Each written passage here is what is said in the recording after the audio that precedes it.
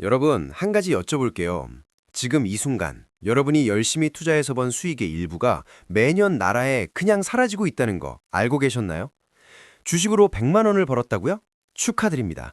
근데 그 중에 15만 4천 원은 이미 국세청 거예요.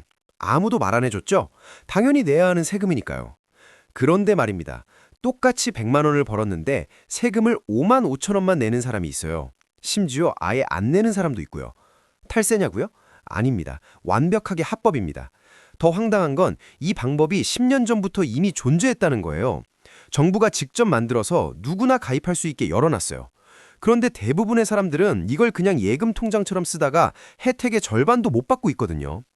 이름 들어보셨죠? ISA, 개인 종합 자산관리 계좌. 딱 이름만 들으면 뭔가 복잡하고 은행 직원한테 물어봐야 할 것 같고 나랑은 거리가 먼 이야기 같죠? 근데 오늘 이 영상 끝까지 보시면 아마 이 생각이 완전히 바뀌실 거예요. 왜냐하면 지금 ISA가 10년 만에 가장 큰 변화를 맞이하고 있거든요. 한도는 3배 뛰고 세금은 반토막 나고 심지어 우리 아이 계좌까지 만들 수 있게 됐어요. 제가 오늘 딱 한 가지만 약속드릴게요. 이 영상 보고 나서 ISA 계좌 안 만드시면 그건 진짜 본인 손해입니다. 자, 그럼 시작할게요. ISA가 처음 세상에 나온 게 2016년이에요. 벌써 10년 가까이 됐죠. 처음 나왔을 때 분위기 기억하세요? 정부가 절세 통장을 만들었대 하면서 엄청난 관심을 받았어요. 가입자가 순식간에 수백만 명을 넘겼고 은행마다 ISA 특판 예금이 줄을 이었죠. 그때 ISA의 이미지는 딱 하나였어요. 예금 이자 기과세 통장. 그 당시엔 그게 맞았어요. 예금 금리가 그나마 괜찮던 시절이었고 안전하게 이자 받으면서 세금 아끼는 게 제일 현명해 보였으니까요. ISA에 예금 넣고 이자 받고 세금 없이 가져오는 것. 그게 ISA의 전부인 줄 알았죠. 근데 여러분, 그 공식이 이제 완전히 깨졌습니다. 생각해보세요. 지금 예금 금리가 얼마예요? 시중은행 정기예금 기준으로 3% 언저리잖아요. 1년 동안 2천만 원 넣어봐야 이자가 60만 원이에요. 여기서 세금 아낀다고 해봐야 고작 몇만 원 수준이고요. 그러면 ISA에 예금 넣는 게 의미가 없냐고요? 아니요, 있어요. 근데 그게 ISA를 쓰는 가장 최악의 방법이라는 거예요. 왜냐하면 ISA는 예금뿐만 아니라 주식, ETF, 펀드, 리츠까지 다 담을 수 있는 계좌거든요. 그리고 이 안에서 생기는 모든 수익에 대해 세금이 확 줄어들어요. 예금 이자 몇만 원 아끼려고 쓰기엔 ISA가 너무 아까운 계좌라는 거죠. 10년 동안 우리가 ISA를 예금 통장으로만 알고 있었다면 지금부터 그 인식을 완전히 리셋해야 합니다. ISA는 지금 이 순간 대한민국에서 가장 강력한 절세 투자 계좌로 탈바꿈하고 있으니까요. 그리고 이 변화의 배경에는 무려 64조 원이라는 어마어마한 돈의 흐름이 있습니다. 도대체 이 돈이 어디서 어디로 움직이고 있는 걸까요? 64조 원. 숫자만 들으면 감이 잘 안 오시죠? 대한민국 국민 한 명당 약 120만 원씩 들고 있는 돈이에요. 그리고 이 64조 원이 지금 ISA 계좌 안에 담겨 있습니다. 가입자 수만 해도 600만 명을 훌쩍 넘고요. 그런데 중요한 건 숫자가 아니에요. 이 돈이 어떻게 운용되고 있냐는 거예요. 불과 몇 년 전만 해도 ISA 안에 담긴 자산의 45% 정도 된 예금이었어요. 거의 절반이 그냥 은행 예금이었다는 거죠. 반면 주식이나 ETF 같은 투자 자산은 전체의 절반도 안 됐고요. 근데 지금은요? 완전히 뒤집혔어요. 예금 비중은 30% 아래로 뚝 떨어지고 주식과 ETF 같은 투자 비중이 60%를 넘어섰어요. 불과 몇 년 사이에 ISA 안의 돈이 저축에서 투자로 이동한 거예요. 이 흐름은 단순한 트렌드가 아닙니다. 시대가 바뀐 거예요. 저금리 시대가 길어지면서 예금으로는 물가 상승률도 못 따라간다는 걸 사람들이 몸으로 느끼기 시작한 거죠. 그리고 동학개미 운동, 미국 ETF 투자 열풍을 거치면서 투자는 선택이 아니라 필수다로 바뀌었어요. 정부도 이 흐름을 읽었어요. 그래서 ISA를 더 강력한 투자 계좌로 만들기 위해 제도를 대대적으로 손보기 시작한 겁니다. 가입자들이 원하는 게 예금 비과세가 아니라 투자 수익에 대한 절세라는 걸 파악한 거죠. 64조 원의 이동 방향은 명확합니다. 예금에서 투자로, 그리고 그 투자를 가장 효율적으로 할 수 있는 공간이 바로 ISA예요. 그럼 이제 진짜 중요한 이야기를 해야겠죠? 바뀌는 제도, 도대체 뭐가 얼마나 좋아지는 건지 지금부터 하나씩 뜯어볼게요. ISA의 기존 한도 알고 계셨나요? 연간 2천만 원, 총 납입 한도 1억 원. 이게 지금까지의 ISA였어요. 사실 이것도 적은 금액은 아니에요. 1억 원을 절세 계좌 안에서 굴릴 수 있다는 것 자체가 엄청난 혜택이니까요. 근데 문제가 있었어요. ISA가 투자 계좌로 자리 잡으면서 이 한도가 너무 좁다는 목소리가 계속 나왔어요.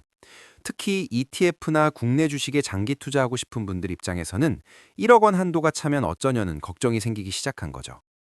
그래서 이번에 정부가 결단을 내렸습니다. 연간 납입 한도를 2천만 원에서 3천만 원으로 올리고 총 납입 한도는 1억 원에서 무려 3억 원으로 확대하는 방안이 추진되고 있어요. 딱 3배가 된 거예요. 이게 왜 중요하냐고요? 계산을 한번 해볼게요. 매년 3천만 원씩 ISA에 넣는다고 가정하면 10년이면 3억 원을 채울 수 있어요. 그리고 이 3억 원이 만들어낸 수익 전체에 대해 분리과세 혜택이 적용되는 거예요. 일반 계좌에서 같은 수익을 냈다면 내야 할 세금과 비교하면 차이가 수백만 원에서 수천만 원까지 벌어질 수 있어요. 또 한 가지 주목할 점이 있어요. 연간 한도가 늘어나면 납입 여력이 생겼을 때 빠르게 한도를 채울 수 있다는 거예요. 기존에는 아무리 목돈이 생겨도 연 2천만 원 이상 넣을 수 없었는데 이제는 3천만 원까지 한 번에 털어넣을 수 있게 되는 거죠. 물론 이 한도 확대는 아직 법 개정이 진행 중이에요. 하지만 방향은 분명합니다. 정부가 ISA를 더 많은 돈을 더 오래, 더 유리하게 굴릴 수 있는 공간으로 만들겠다는 의지가 분명하거든요. 한도가 3배 늘었으면 세금도 당연히 줄어야겠죠. 그 이야기 바로 다음에서 해드릴게요. 솔직히 말씀드릴게요. 기존 ISA의 분리과세 세율 9.9%. 이거 나쁜 조건이 아니에요. 일반 금융소득은 이자 배당 소득세 15.4%가 바로 붙잖아요. 근데 ISA 안에서 생긴 수익은 이걸 9.9%로 줄여서 신고할 수 있으니까요. 그것도 손익을 통산한 다음에요. A 종목에서 200만 원 벌고 B 종목에서 100만 원 손해봤다면 세금은 100만 원에 대해서만 내는 구조예요. 일반 계좌에선 불가능한 방식이죠. 근데 이번에 정부가 이 9.9%를 더 낮추는 방안을 검토하고 있어요. 유력하게 거론되는 수준이 5.5%대예요. 이게 얼마나 큰 차이냐고요? 계산해 볼게요. ISA에서 수익이 1,000만 원 났다고 가정해요. 기존 9.9% 적용하면 세금이 99만 원이에요. 근데 5.5%가 되면 55만 원이에요. 딱 4만 4천 원이 절약되는 거죠. 수익이 5천만 원이라면요? 220만 원 차이예요. 수익이 커질수록 세율 인하의 효과는 기하급수적으로 커집니다. 더 중요한 포인트가 있어요. ISA는 비과세 한도가 있어요. 서민형, 농어민형 기준으로 400만 원까지는 아예 세금이 0원이에요. 그 초과분에 대해서만 분리과세를 적용하는 구조예요. 그러니까 수익이 400만 원 이하라면 분리과세 세율이 얼마든 상관없어요. 세금 자체가 없으니까요. 결국 분리과세 세율 인하의 혜택은 투자를 열심히 해서 수익을 많이 낸 사람일수록 더 크게 가져가는 구조예요. 잘 투자할수록 아끼는 세금도 더 많아지는 거죠. 그런데 여기서 한 가지 질문이 생기죠. 나는 이미 성인이고 내 아이한테도 이런 혜택을 주고 싶다면 그 방법이 생겼습니다. 여러분, 부모님들한테 드리고 싶은 질문이 있어요. 지금 자녀 이름으로 돈을 모아두고 계신가요? 적금? 예금? 혹시 주식 계좌 만들어주신 분도 계시죠? 근데 한 가지 문제가 있어요. 자녀 명의 계좌로 투자를 해도 거기서 발생하는 수익은 일반 과세 대상이에요. 부모 계좌랑 세금 구조가 똑같아요. ISA의 절세 혜택은 오직 성인에게만 적용됐거든요. 그게 이번에 바뀝니다. 바로 주니어 ISA의 등장이에요. 미성년자도 ISA에 가입할 수 있게 하는 방안이 추진되고 있어요. 월 50만 원, 연간 600만 원 한도로 자녀 명의 ISA를 만들 수 있게 되는 거예요. 그리고 여기서 발생하는 수익에 대해서도 동일한 절세 혜택이 적용되고요. 숫자로 따져볼게요. 아이가 태어난 직후부터 18세까지 매달 50만 원씩 주니어 ISA에 납입한다고 가정해요. 18년이면 총 납입액이 1억 800만 원이에요. 여기에 연 5% 수익을 가정하면 만기 시점 계좌 잔액은 약 1억 7천만 원 수준이 돼요. 이 수익에 대한 세금을 ISA 방식으로 아낀다면 일반 계좌 대비 수백만 원의 차이가 생기는 거죠. 더 큰 그림은 이거예요. 아이가 성인이 되는 시점에 이미 1억 원이 넘는 투자 자산을 절세 계좌 안에 갖고 있게 되는 거잖아요. 사회 출발선 자체가 달라지는 거예요. 물론 증여세 문제는 별도로 검토해야 해요. 10년 단위로 미성년자에게 2천만 원까지 비과세 증여가 가능하니까 이 한도를 잘 활용하면 절세 효과를 극대화할 수 있어요. 자녀 계좌도 챙겼으면 이제 내 노후도 챙겨야겠죠? 그런데 ISA가 여기에도 깊숙이 연결되어 있어요. ISA 만기가 되면 어떻게 하세요? 아마 대부분의 분들이 그냥 해지하고 돈 찾아서 쓰거나 다시 새 ISA 만들어서 굴리시겠죠. 근데 그 방법이 사실 ISA를 가장 덜 활용하는 방식이에요.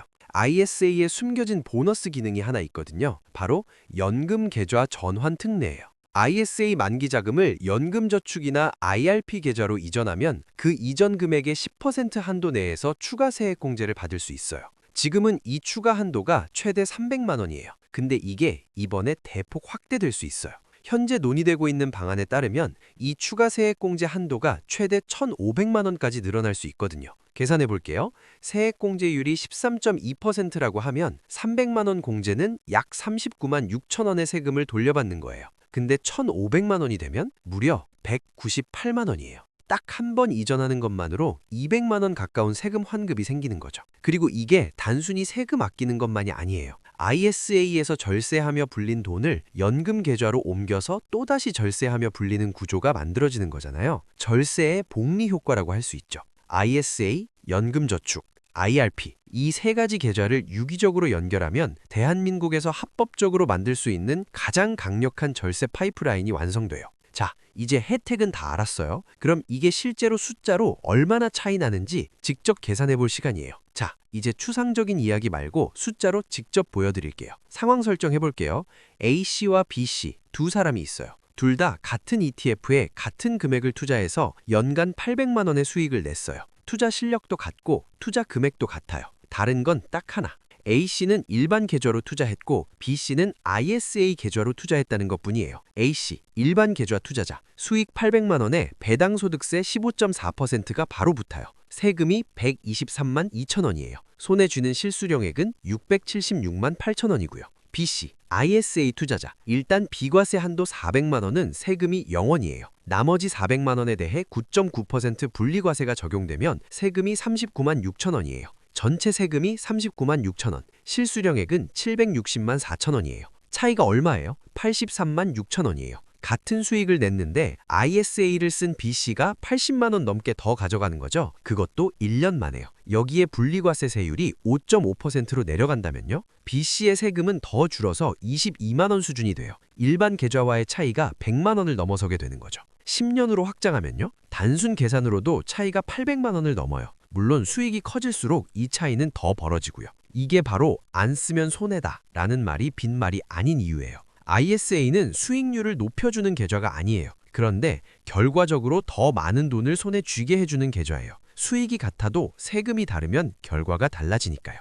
그렇다고 ISA가 만능이냐고요? 딱 하나. 반드시 짚고 넘어가야 할 이야기가 있어요. 여기까지 들으시면 이런 생각이 드실 수 있어요. ISA에만 넣으면 다 되는 거 아닌가? 근데 딱 하나만 기억하세요. ISA는 방패예요. 무기가 아닙니다. 무슨 말이냐고요? ISA는 세금으로부터 수익을 지켜주는 방어막이에요. 근데 방패가 아무리 강해도 내가 공격을 안 하면 이길 수 없잖아요. ISA 안에서 어떤 자산을 얼마나 잘 굴리느냐, 그건 온전히 본인의 몫이에요. ISA 안에 그냥 예금만 넣어두면 절세 효과가 거의 없어요. ISA 안에서 매번 단기 매매를 반복하다가 손실을 내면 아무리 절세해봤자 밑 빠진 독에 물 붓는 거예요. ISA가 지켜줄 수 있는 건 수익에 붙는 세금이지 손실 자체가 아니니까요. 그렇다면 ISA를 가장 잘 활용하는 방법은 뭐냐고요? 답은 간단해요.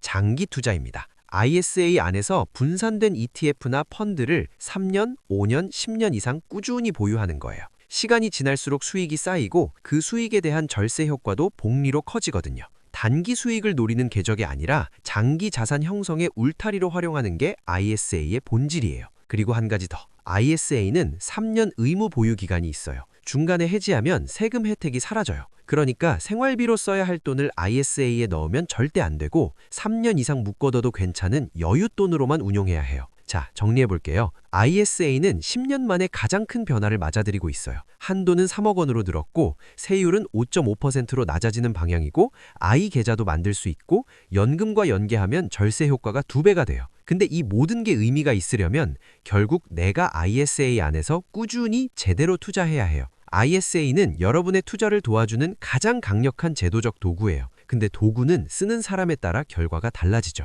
오늘 이 영상이 여러분이 ISA를 제대로 활용하는 첫 번째 계기가 됐으면 합니다. 구독과 좋아요는 다음 영상을 더 빠르게 만들 수 있는 힘이 돼요. 다음 영상에선 ISA 유형별 비교, 어떤 계좌를 골라야 할지 구체적으로 알려드릴게요. 그럼 다음 영상에서 또 만나요.